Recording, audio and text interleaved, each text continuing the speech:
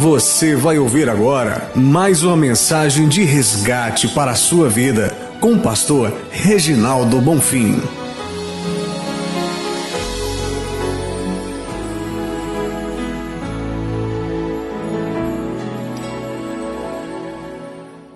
A partir de hoje nós estamos disponibilizando aqui no site da Igreja Resgate uma série de mensagens e convidamos você a ouvir essas mensagens. Quem sabe uma delas pode alcançar a sua vida na maior necessidade que você está tendo nesse momento. Eu quero aproveitar nesse momento e quero falar um pouco o que a Bíblia diz em Gênesis capítulo 3, versículo 15.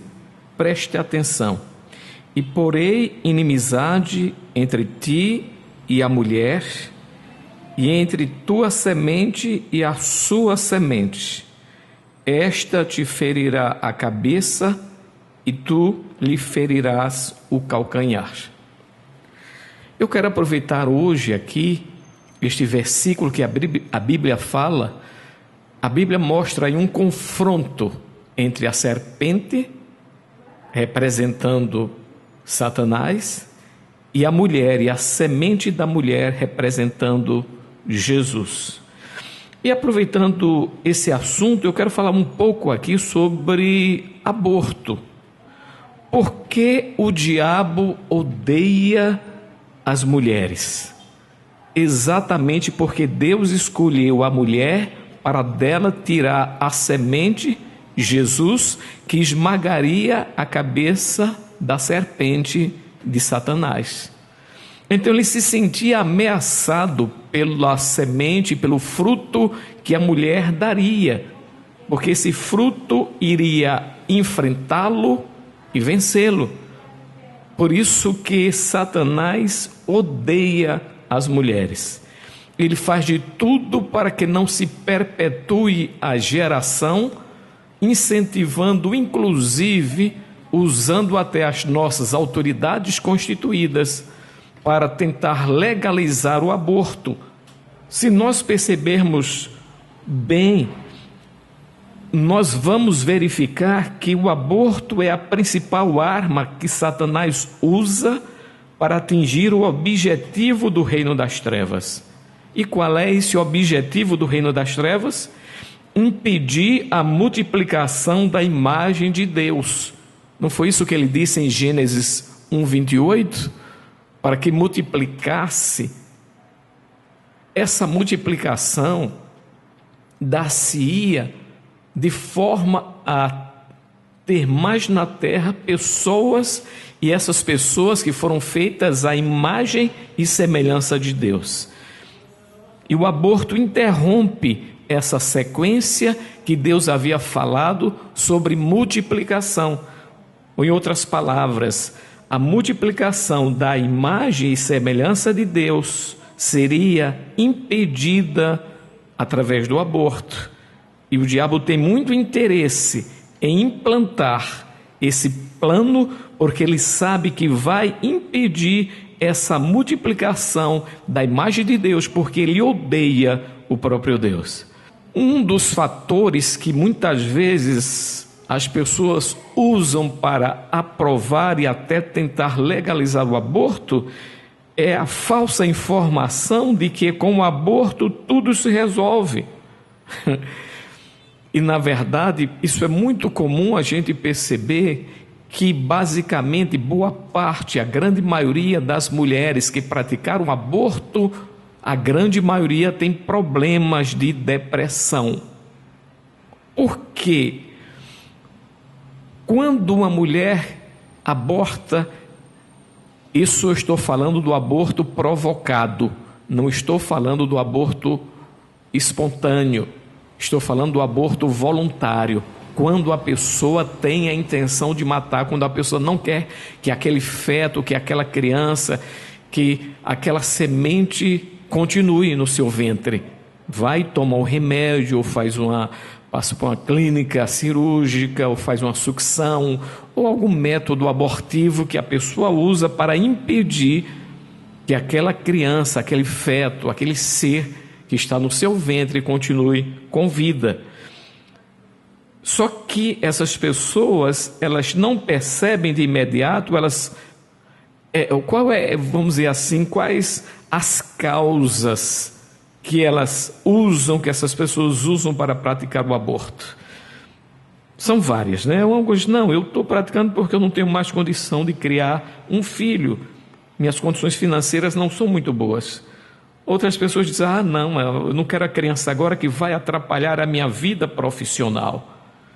Aí outras dizem, não, vou tirar fora essa criança, como a gente ouviu aí um certo líder falando a respeito, porque essa criança pode se tornar um marginal. A outra disse, olha, isso é muito comum acontecer muitas vezes, aquela mocinha que ainda namora o rapaz e fica grávida, e para não ser envergonhada na família, então ela pratica o aborto. E outros ainda para não gerar filhos ilegítimos. As causas são várias, as consequências também. Por quê? O que é que a Bíblia fala? Por exemplo, se a gente for lá em Levítico, capítulo 20, versículos de 1 a 5, a Bíblia nos fala exatamente a respeito do aborto. Se você abrir sua Bíblia no livro de Levítico, capítulo 20, a partir do versículo 1, escute bem, ouça bem o que a Bíblia fala a respeito do aborto. Falou mais o Senhor a Moisés, dizendo: também dirás aos filhos de Israel: qualquer que dos filhos de Israel ou dos estrangeiros que peregrinam em Israel der a sua semente a Moloque, certamente morrerá.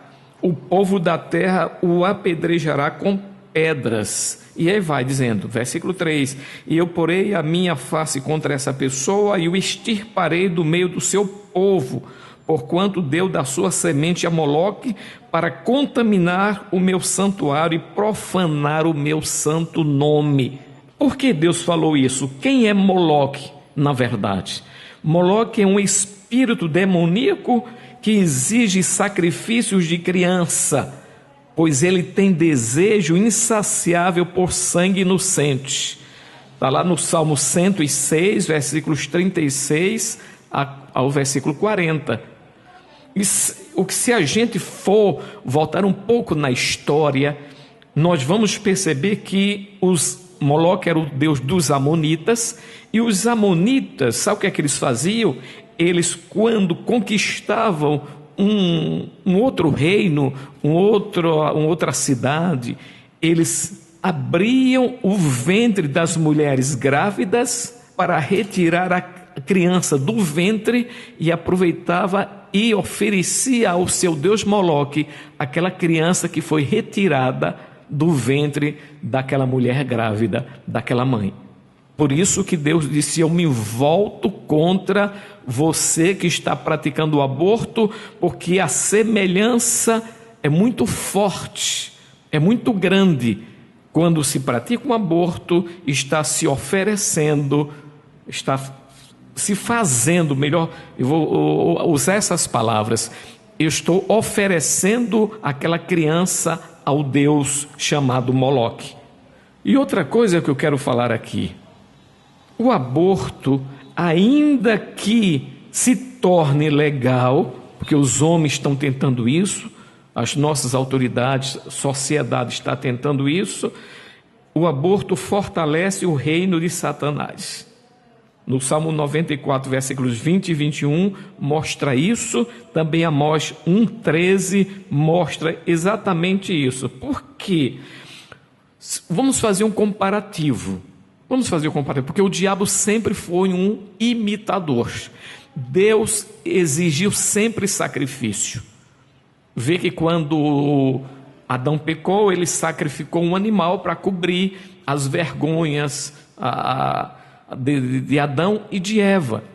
Então ele sempre exigiu sacrifício, e ele coroou o seu sacrifício usando o seu próprio filho Jesus lá na cruz do Calvário.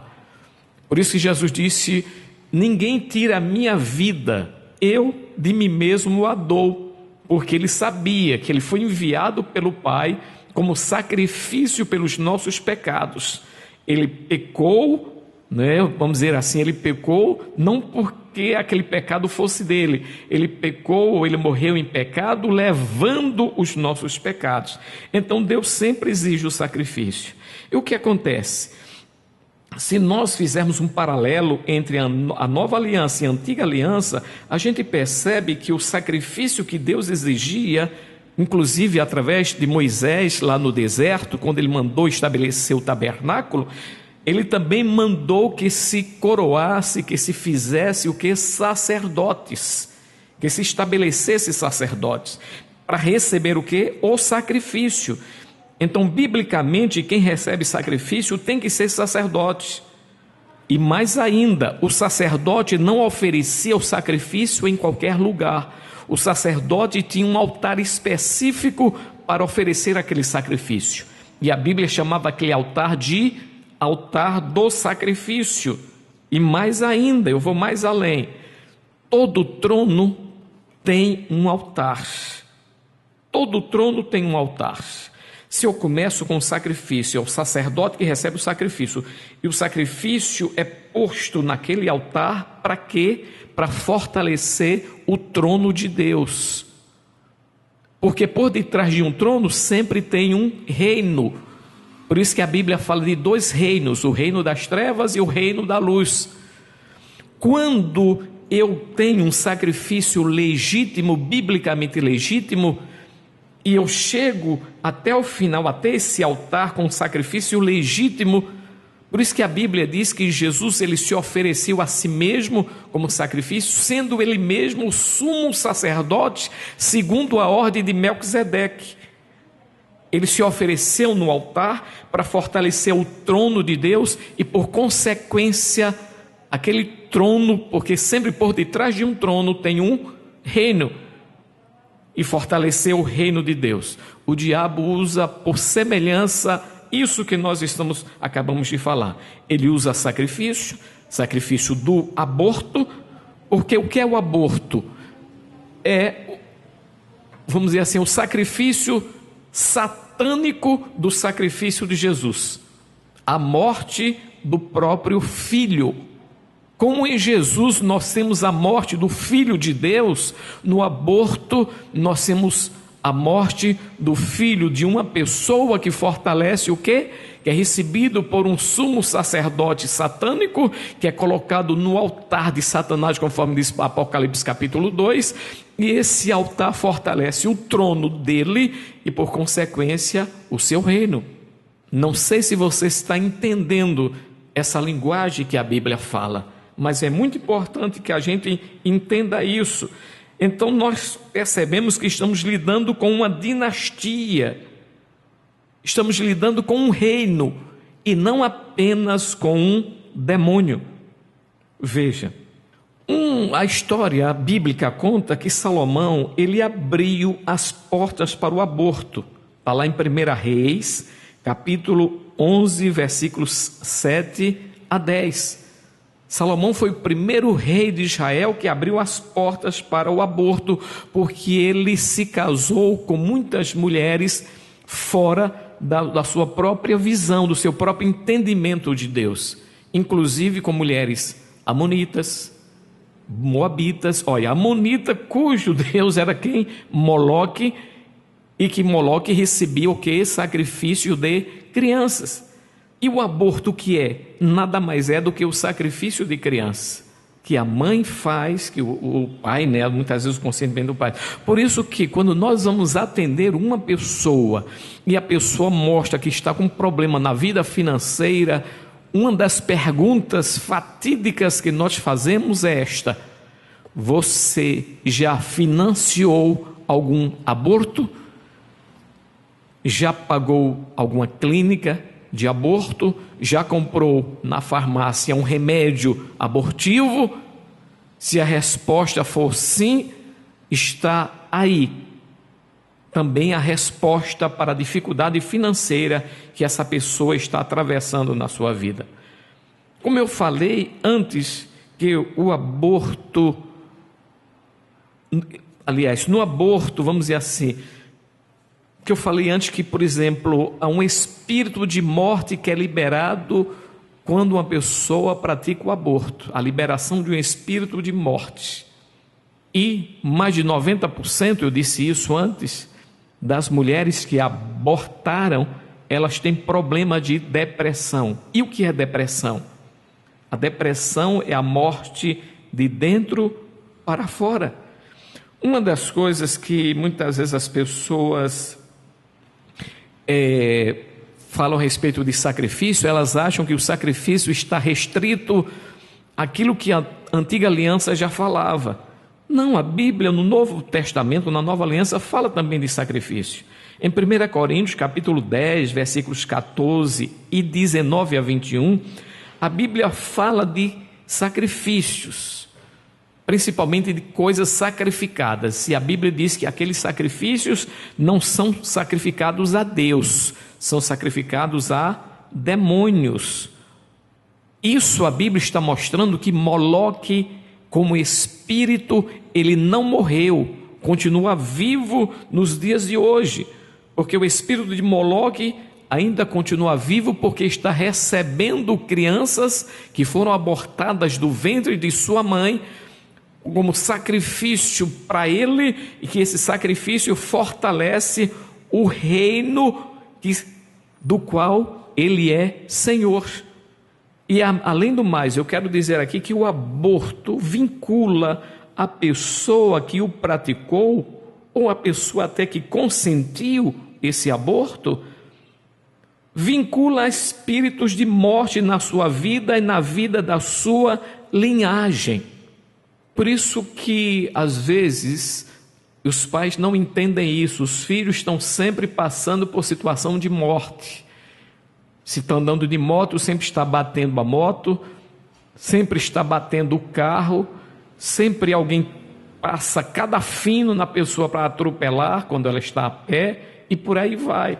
A pessoa sempre está passando por situações de morte, e ela não sabe por que isso está acontecendo com a sua vida. É que houve a liberação de um espírito de morte na geração, por causa do aborto que foi praticado, às vezes pela mãe, às vezes pela avó, ou pela bisavó, está na geração. Uma das coisas que as pessoas, muitas vezes, elas não entendem e nos questionam sobre isso, diz: pastor Reginaldo, eu aceitei Jesus como o Senhor e Salvador da minha vida, e a Bíblia diz em 2 Coríntios, capítulo 5, versículo 17, quem está em Cristo é nova criatura, as coisas velhas passaram. Aí eu vou falar alguma coisa para você analisar, meditar e observar na sua Bíblia. 2 Coríntios 5,17, se você ler o contexto, o que é o contexto? É o que vem antes e depois do texto. Você vai perceber que a Bíblia está falando nova criatura em termos espirituais. E o ser humano é constituído de quê? Espírito, alma e corpo. Não é assim que a Bíblia diz? E todo o vosso espírito e alma e corpo sejam conservados irrepreensíveis, íntegros, até a volta de nosso Senhor Jesus Cristo.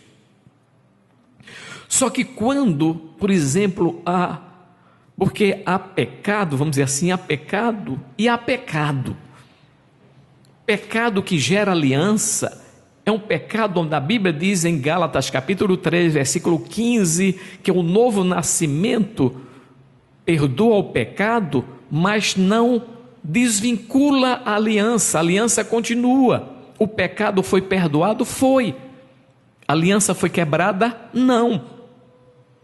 Porque foi pecado que gerou a aliança. E a Bíblia diz o seguinte, Gálatas capítulo 3, versículo 15, irmãos, Paulo falando para os Gálatas, como homem falo,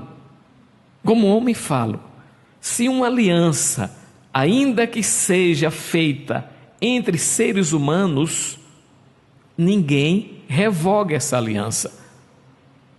Aí você pode, mas pastor, e como é que eu posso resolver?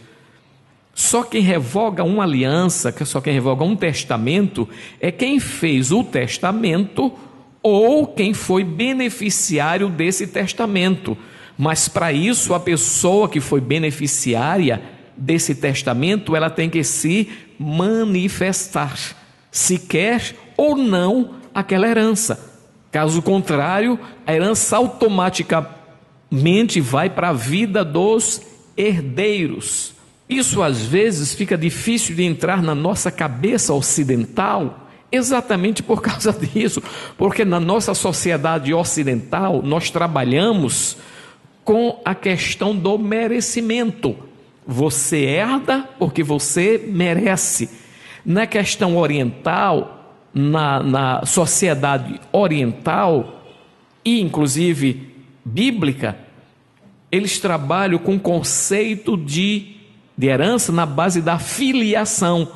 Não, você herda não é porque você merece, você herda porque você é da geração, você é filho, você está na linhagem da herança. Se você está na linhagem da herança, automaticamente a herança lhe alcança, independente de você merecer ou não. E Jesus confirmou isso lá em Mateus capítulo 18, quando ele contou aquela história sobre o credor incompassivo. Diz que um certo homem, um certo devedor devia 10.000 talentos, não tendo com que pagar, o seu credor mandou que fosse vendido ele, a mulher dele, os filhos dele e tudo quanto ele possuía. Vem cá. A dívida foi ele que contraiu. O que é que a mulher tinha a ver com aquela dívida? O que é que os filhos tinham a ver com aquela dívida? Aí Jesus estabelece o conceito de herança, de filiação. Você herda não porque você merece, você herda porque você está na linha geracional. Você está rolado como herdeiro necessário. E eu quero terminar aqui falando sobre as prováveis consequências do aborto. Está lá em Jeremias capítulo 32, versículos 35 e 36. Primeiro, quando o aborto, a liberação, como eu já falei aqui, do espírito de morte, não apenas na vida da pessoa que abortou, mas também na vida da geração, dos filhos, dos netos, dos bisnetos, tataranetos e por aí vai, até que chegue uma pessoa e cancele no mundo espiritual aquela herança, para que não faça mais parte daquela família, daquela geração, daquela linhagem. Outra provável consequência do aborto é a questão da pobreza. Gênesis capítulo 4, versículos 10 a 12. Quando Caim matou Abel, que foi que Deus disse: maldita é a terra que abriu a sua boca para absorver o sangue inocente do seu irmão. Portanto, ela agora não vai produzir como produzia antes. Isso é o que? A terra ficou pobre. Por isso que hoje nós temos, quando a gente cultiva alguma coisa, além de colocar o adubo, nós temos que fazer a limpeza, que antes não era necessária essa limpeza, mas hoje se torna necessário. Porque o sangue inocente derramado, no caso de Caim matou Abel, não foi um aborto, mas foi um sangue inocente, que é semelhante, não é? O sangue de uma criança no ventre é um sangue inocente. A terra ficou amaldiçoada, por isso que o sangue que é derramado não na terra, mas no útero daquela pessoa, aquele útero fica contaminado. E você pode perceber isso, na maioria dos casos, toda criança que nasce num ventre ou no útero contaminado, no útero depois de um aborto, ela tem problemas ou de hiperatividade, ou de inatividade, passividade, introspecção, né, e futuramente depressão, ou tem problemas de saúde. Outra provável consequência é que a pessoa que aborta, ela carrega na sua vida, no seu viver, como se fosse um espírito do inferno. Por isso que é muito comum a gente ouvir pessoas dizendo assim: minha vida é um inferno. E realmente isso concorda com Apocalipse capítulo 6, versículo 8, quando ela diz que minha vida é um inferno. Porque no Apocalipse 6,8 fala daquele cavalo amarelo, o espírito de morte, e quem seguia o espírito de morte? O inferno. E mais ainda, outra provável consequência de quem provocou o aborto está na questão dos relacionamentos. A pessoa se torna errante e fugitiva, ou seja, ela tem problemas de relacionamento na vida. Está lá em Gênesis capítulo 4, versículo 12. E às vezes essa pessoa não sabe porque tem dificuldade em se relacionar com outras pessoas. E outra provável consequência do aborto, a pessoa carrega em si o chamado espírito de Raquel. Mateus capítulo 2, versículo 18. Foi quando Herodes mandou matar toda criança de 2 anos para baixo. Ou em outras palavras, a pessoa que aborta, ela fica com a consciência sempre questionando a respeito daquele ato que ela fez, e não existe consolo para ela. Como não existia consolo para Raquel, isso é a simbologia da Bíblia, né? Falando porque Herodes viveu, quando Jesus nasceu, Raquel viveu uns 700, 800 anos antes, mas é uma simbologia que a Bíblia usa com o espírito de Raquel, ou seja, onde não há consolo, onde a pessoa se torna uma pessoa inconsolável. Eu quero aproveitar e deixar isso para a sua meditação. Medite e pense bem antes de você querer praticar o aborto. Lembre-se nas suas consequências.